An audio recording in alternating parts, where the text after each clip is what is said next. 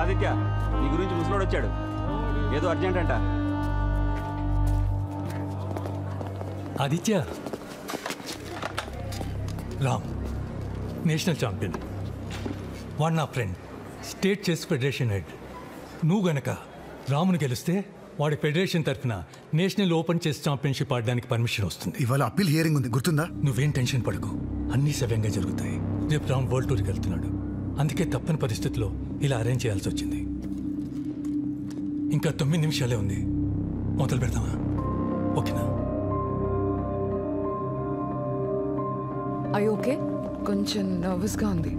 Tension పడాల్సిన అవసరం లేదు. ప్రాసిక్యూటర్ అడిగిన క్వశ్చన్స్కి జరిగింది జరిగినట్టు చెప్తే చాలు. C6 D5 అక్కడ కూర్చో.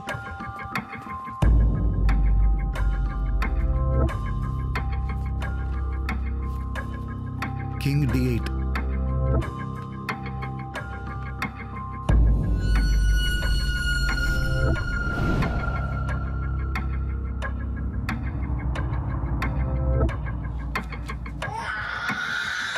ఏమైంది నాన్న?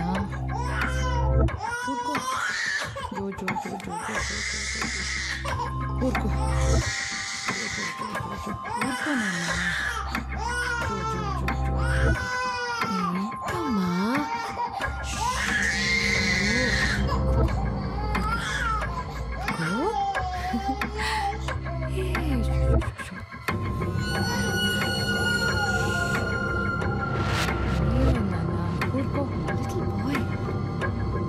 Rookie C8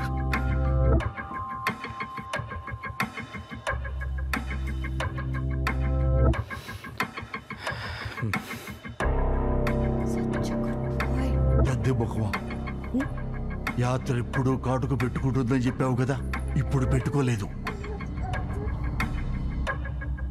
check. కాటు కింద పెట్టుకోలేదు, కంగారులో మర్చిపోయాను. గత 10 రోజులుగా నువ్వు పెట్టుకోలేదు. చూడండి, నాకు ఆదిత్య రిలీజ్ అయ్యి ఎప్పుడు బయటకు వస్తాడో అనే ఆలోచన తప్ప వేరే ఆలోచన లేదు. చెక్. మరి ఫొటోస్లో ఎందుకు పెట్టుకోలేదు? జర్నీలో ఉన్నాను, కాటుక్ గురించి అంత ఆలోచించలేదు. సరే, నీ కళ్ళకు కాటుకు చూసి ఆదిత్య ఏమనేవాడు?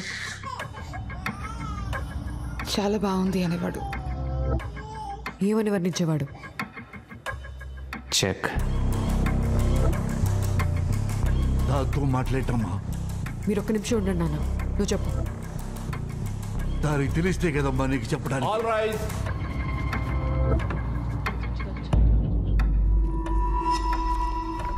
నేను కాటుక పెట్టుకున్నానా లేదా అనేది కోర్టుకు అవసరం లేదు, నాకు అవసరం. Let's start the proceedings. ఆదిత్యకు వేరే ఆప్షన్ లేదు. ఈ విషయాన్ని పెద్ద ఇష్యూ చేయకండి. ఆదిత్య అమాయకుడు అంటే ఎవరు నమ్మలేదు, నేనొక్కదాన్నే నమ్మాను. నన్నే మోసం చేశాడా? మోసం చేశాడు, కానీ టెర్రరిస్ట్ కాదు. ఫేక్ విట్నెస్ ప్రవేశపెట్టామని తెలిస్తే రేపు నా కెరీరే కాదు, ఆదిత్య క్షమాభిక్ష కూడా తక్కదు. అమ్మా మనసా, ఎస్ యువర్ అన్నా. ఏంటి delay? Start the proceedings. Sorry your honour. Please.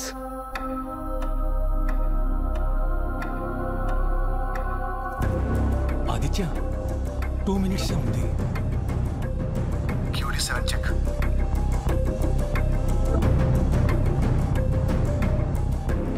QD7 check. RC5 check.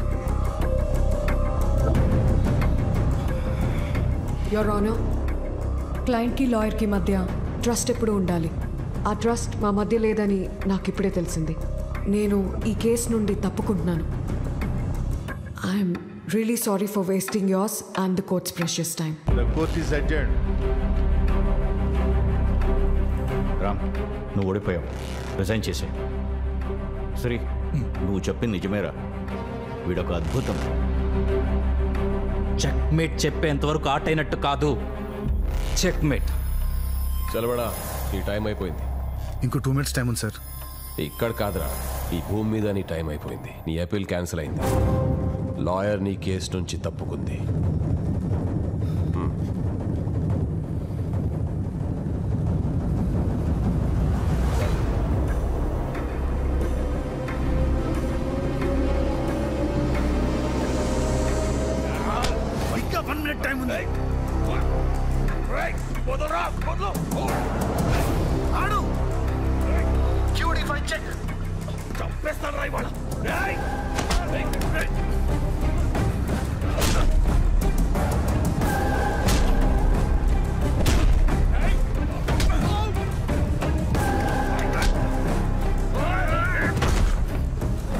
2D5 check.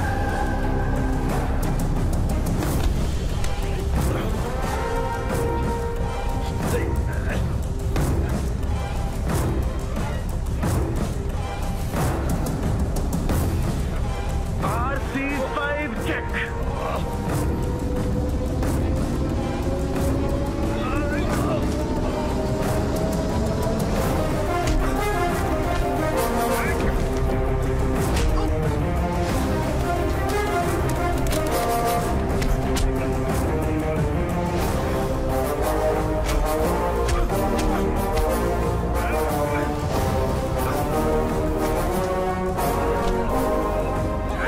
ఏం ఆడుతున్నా? RD5 checkmate. చట్టపరంగా నాకున్న అన్ని దారులు మూసుకుపోయాయి.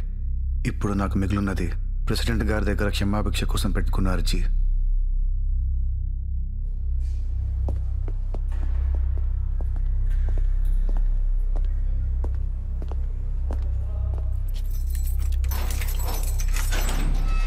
ఆదిత్య, ముసలోడు నిన్ను కలవాలంటున్నాడు. 3 నెలల నుంచి జైలు బయట తింటూ అక్కడే పడుకుంటున్నాడు. ఒకసారి వెళ్ళి కలవచ్చు కదా.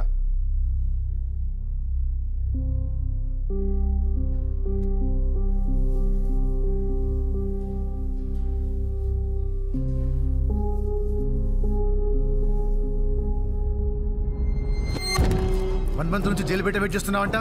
ఏంటి సంగతి? నిన్ను కలుద్దామని. చచ్చే ముందు కలవడానికి వచ్చావా? అది కాదు ఆదిత్య, ఒక్క విషయం అడుగుదా. క్యాపిచ్చి మాట్లాడకు. నెత్తిలో నరాలు చిట్టిపోతున్నాయి. మాటలు కక్కు. ఇంకో 10 రోజుల్లో నేషనల్ ఛాంపియన్షిప్ జరుగుతుంది. అందులో నువ్వు పార్టిసిపేట్ చేయాలి. చేసిన తర్వాత కామన్వెల్త్, ఆ తర్వాత గ్రాండ్ మాస్టర్, ఆ తర్వాత వరల్డ్ ఛాంపియన్షిప్. నేనా సామా? ఇంత వయసు పెరిగింది, బుద్ధి లేదా? అప్పీల్ క్యాన్సిల్ అయితే ఊరు తీస్తారని తెలుసు. వర్ణపతి కదలికని జాగ్రత్తగా గమనించమని చెప్పానా లేదా? మరి దాన్ని ఎలా మర్చిపోయావు?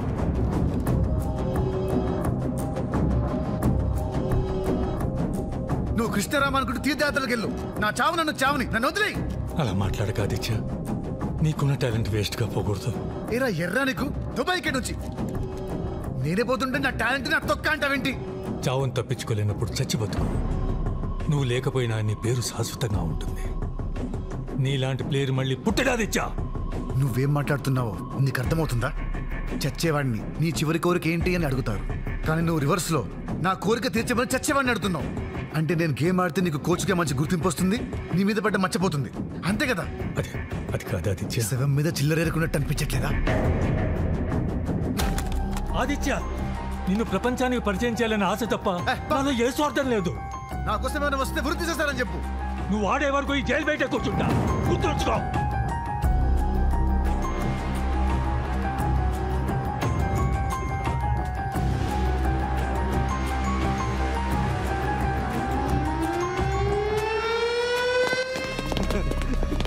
Hello boss, Vikram.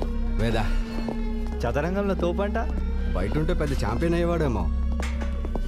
అలా మౌనంగా సమాధానం చెప్తే మాకు అర్థం కాదు బాస్. ఆ మౌనం వెనకాల భరించలేనంత బాధ ఉందేమోరా. మనం కొంచెం తీసుకుందాం. సరే.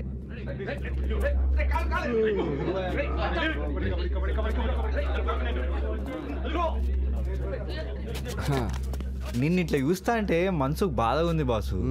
4 సంవత్సరాలు గోడల మధ్య ఉంటే అన్ని రోజులు ఇక్కడ ఉండే ఉద్దేశం మాకైతే లేదు బాసు. ఇక్కడి నుంచి పారిపోవడం.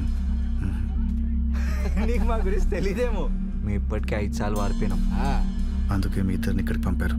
అదే మరి, దొరికిన ప్రతిసారి ఇదే సోలు చెప్తారు, కానీ మేము మాత్రం సక్సెస్ఫుల్గా. किसी का मुस्कुराहटों पे हो निशान, किसी का दर्द ले सके तो ले उधार, जीना इसी का नाम है.